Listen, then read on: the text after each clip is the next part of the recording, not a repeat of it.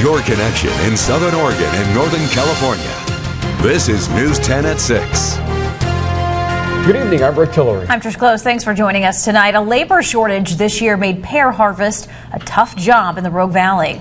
Farmers say they expect the shortage to get worse in the coming years. As News 10's Caitlin Conrad shows us in tonight's top story at 6, there are a lot of factors at play and they all have an effect on the food on your table. When the fruit comes on, it needs to be picked, but this year finding the workers to do it wasn't easy. Almost no one had enough people to really harvest in a timely fashion. The picking is done for the year at Meyer Orchards, but when we head out in the rows, you can see what was left behind. Pears they didn't get to in time, rotting on the ground. The problem? There's not enough skilled migrant workers anymore. I hired 8 domestic people. Only 2 turned out to be able to do the work. And typically they would pick 2 to 4 bins a day, where a professional pear picker will pick 8 to 10. Farmer Ron Meyer says unemployment may be high, but most Americans can't or won't do manual labor. When they do, they slow down picking crews, making it impossible to manage a workforce.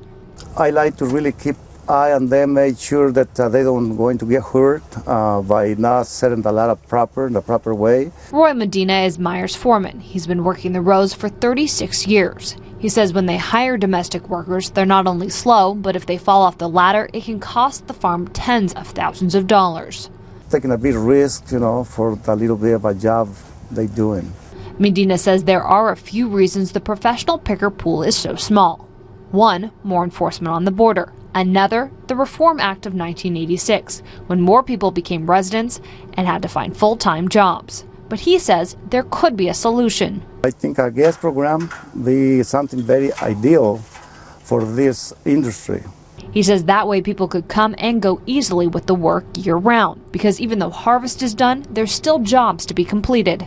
Come springtime, every tree in this orchard is going to need to be pruned, and that takes an experienced hand.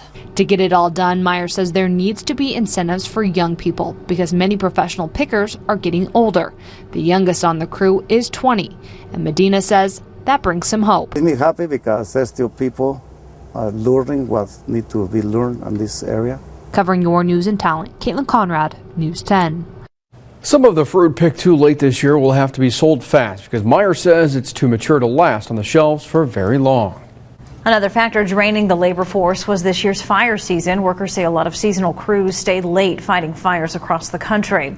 One thing pickers and farmers say is not the problem is pay. Meyer pays $20 a bin, and a picker usually makes more than $200 in a day, which he says is often more than the boss pulls in for the year.